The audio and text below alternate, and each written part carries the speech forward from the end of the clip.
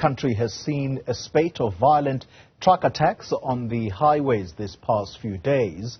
Just this morning, 4 trucks were torched in Mpumalanga, bringing to 9 the total number of vehicles attacked in that province. KwaZulu-Natal, they've deployed police officers to patrol highways following the torching of trucks over the weekend in that province. Industry players have blamed the attacks on labor issues, while government has labeled them as economic sabotage. Let's speak now to the President of Business Unity South Africa, Professor Bonang Mohale. Professor Mohale, thank you very much for your time. You, as organized business, are much closer to government than me as a journalist. What are you told is the probable cause of this spate of truck attacks? I think it is no coincidence that as we celebrate the 2nd anniversary of the coup in July of 2021 of a failed insurrection and rampant looting, at exactly the same time, we went to bed last night and 16 trucks were burned. You add 4 more this morning, it is 20. They are targeting the absolute backbone of the infrastructure of this country. The N3, that's where it started with about 6. Then we saw about 5 in Mpumalanga, 2 in Mpangeni, 3 in Limpopo. I agree with the President that it is indeed economic sabotage. It is economic sabotage because we continue with these own goals, self-inflicted harm, cutting our nose to spite our face, and yet we know that the N3 connects Gauteng with KwaZulu-Natal, the N4, Eswatini and Maputo with Gauteng, and indeed the same thing with the N2 that really covers the Garden Route. Yeah. So to us, what is at risk here is probably the 35% provincial contribution of Gauteng with almost 14 million people. Second is KwaZulu-Natal, I'm rounding off the figures, at about 16% of national GDP with about 11 million people. Yeah. You compare and contrast that with the Western Cape, that is probably around 14% of the national GDP with almost 6.5 million people. I think what we are really doing, we are going back to what happened in 2021, where we banned 200 malls, 1,400 ATMs, 11 warehouses, 8 factories, and even 3 pharmaceutical companies that were not barred. This absolute mayhem, my dear brother. Yeah. There's a view, Professor Mohale, that industry players, when I say industry players, the trucking industry, there are those who seem to suggest that they are to blame because they continue to employ foreign nationals over South Africans who are equally skilled to do this job. What's your response to that? So first, I think it is said that all of us have not collectively succeeded in eradicating the legacy of apartheid, because poverty still has primarily a black and feminine face. So when we say, but we are blaming foreigners, 86% of the economy of this country is transported through trucks. One company, Kamda, probably does 15,000 kilometers a month, and they've already lost 20 million. So we do the South African Customs Union, Botswana, Lesotho, Namibia, and Eswatini. When you transcend borders and you go up to Zimbabwe, of course, from Zimbabwe to here and back, you'd expect South Africans and the Zimbabweans to be driving these trucks, the same with the other 4 countries. Therefore, it is unreasonable and impractical that we can go to other African countries, 55 countries, probably with a continental GDP of 2.8 trillion South African rand, and South Africa being the third biggest economy, and we expect to do that only with South Africans. We are Pan-African. We have NEPAD here. Indeed, 1.3 billion of us are much stronger than just the 65 million South Africans, because the 30.3 million square kilometers of pristine coastline, where every mineral that the world needs is found in this continent as number 1 or number 2, not number 19 or 20.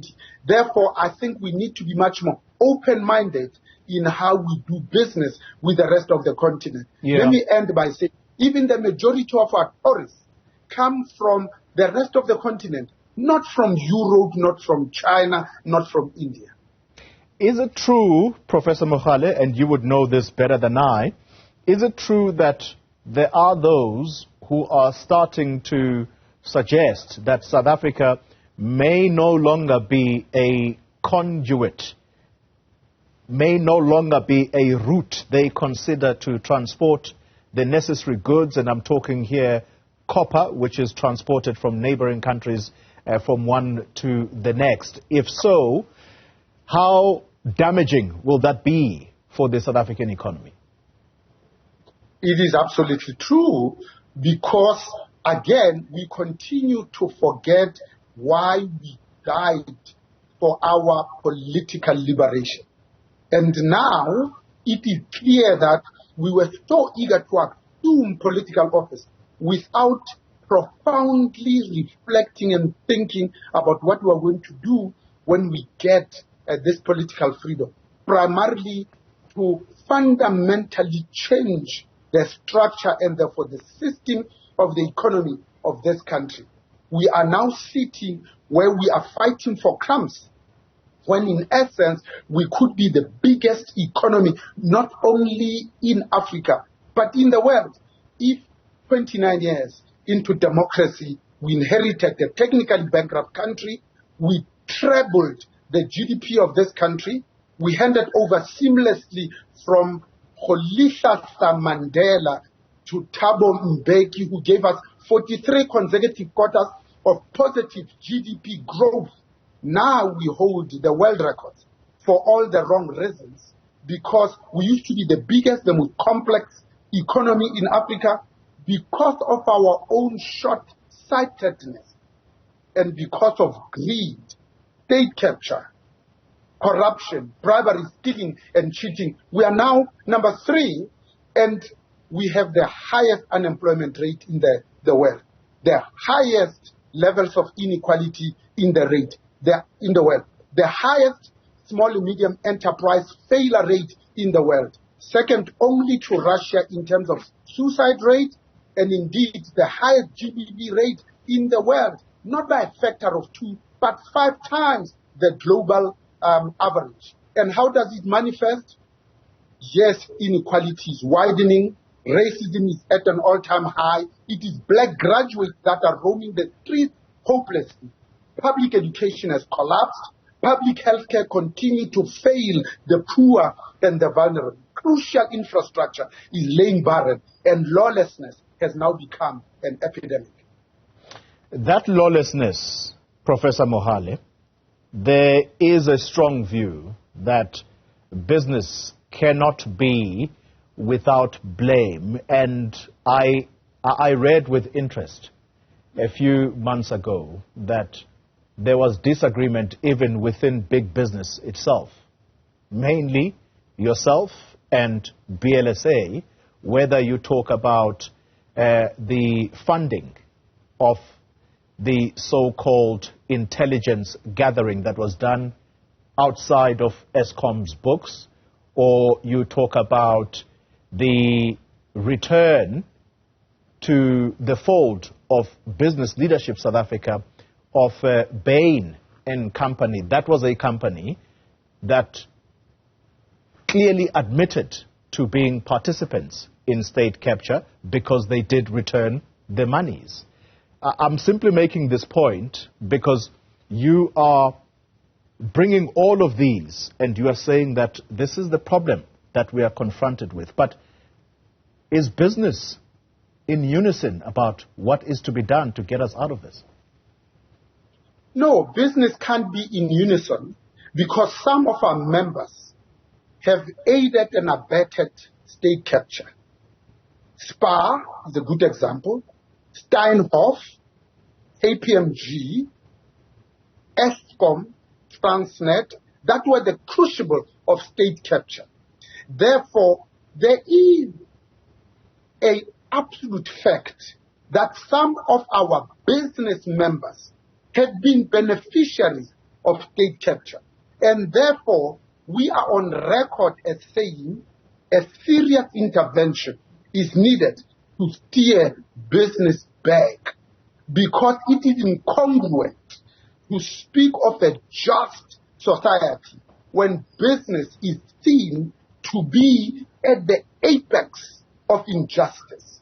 I think it will be a sad day when business can move away from being twice as trusted as government, who now standing accused of having worked with a self-confessed apartheid operative that kills black people for a sport. An operative that 29 years into democracy still calls black people kafirs.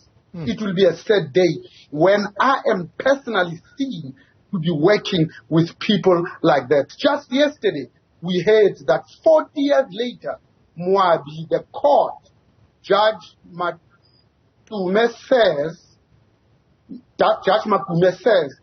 that it is not true that he hanged himself.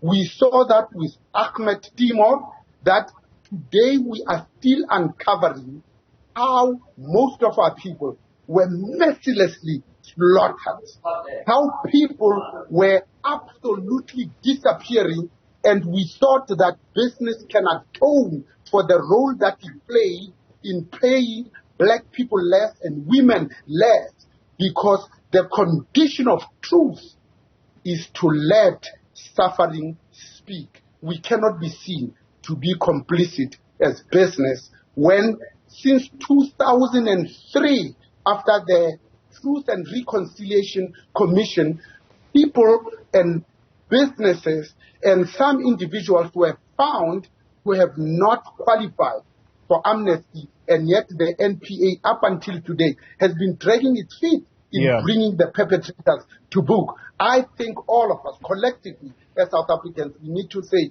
we need to close this chapter. We close it by saying, if you have done things that you should not have done, and in compliance with 198 United Nations countries that declared apartheid a crime against humanity, as business we could have done much better. Prof, you did say that I could keep you for a slightly longer period. So I'm going to do exactly that. Allow me to take this short break and we're going to conclude the conversation in a moment. This is turning out to be quite interesting. If you're just joining us, we are in conversation with the President of Business Unity South Africa, Bonang Mohale, and he has been reacting to the torching of trucks on our roads in the past few days. Prof, it is no secret that in this month of July, we observed the torchings that started it off, and then that was followed by looting. The amount lost to the economy, the amount of damage, Professor Mohale, was estimated at 50 billion. Do you think that we have recovered from that just yet, now that we are seeing new torchings? You know, my brother, we have not recovered at all. Samsung is one of the 8 warehouses that were torched in July of 2021. They are on record in saying when the insurance pays out, they are not rebuilding the factory in the Western Cape, in KwaZulu-Natal. In fact, they want to rebuild this factory outside of Africa. But because they already have a presence here, at the very least, they will rebuild in the Western Cape. It is also true that when you look at the people that are trying to sell houses in KwaZulu-Natal. They are struggling to get their prices. Their properties stay longer in the market. And yet in the Western Cape, the same people who are selling their properties, the buyers are outbidding each other. The properties sell in a short period of time, and in fact, they are getting much more than the listed price. This province of KwaZulu-Natal, if it is not careful, it will condemn its people to the self-perpetuating vicious cycle of abject poverty. When the companies and the individuals and the citizens perceive it to be unsafe, where there is internal strife, where people are killed at the drop of a hat, where there is political assassination intra-party, where the Cleveland hostel is a place where you can go and take a contract out for somebody's life as cheaply as 500 rand. And this is also where unemployment is high. I think the people of Mshatuze are now saying the trucks that pass through us on their way to Richard Bay need to be protected. We are doing our best as the community. The government could give us much more resources. My brother, let me end by saying you have to love your people who lead them. The expert panel report on the violence in July 2021 was very clear and scathing, and it made some recommendation. As business, we need to reclaim also our integrity, our reputation, our credibility, and our legitimacy. We need a social license to operate. And for us to be able to do that, it means we must be a trusted advisor, a partner of choice, and make business a national asset. Because we committed that we are going to help in rooting out and defeating state capture, that we are going to protect key state institutions. And we said that it is indeed our job to make sure that South Africa works, because if South Africa is going to work, it's because business has decided that it will make South Africa work. You see, business is not our second chance. Business is our last chance. Professor Mohale, you bring up the independent panel report that investigated what occurred there, and I'm going to ask that you be brief because of time. The president, in his summation of what happened, he said that what occurred in July of 2021 was a failed insurrection. We're now back witnessing similar occurrences, and he has, this time around, termed it acts of sabotage or economic sabotage. Is President Ramaphosa's government up to the task here? And I speak ahead of a briefing, by the way, that we are expecting later this morning or early afternoon. Is his government, does it have a handle on this, you think? So let me end by saying words sometimes might lie. It is our actions that always tell the truth. We have been indecisive. We have not taken the action that we should have taken.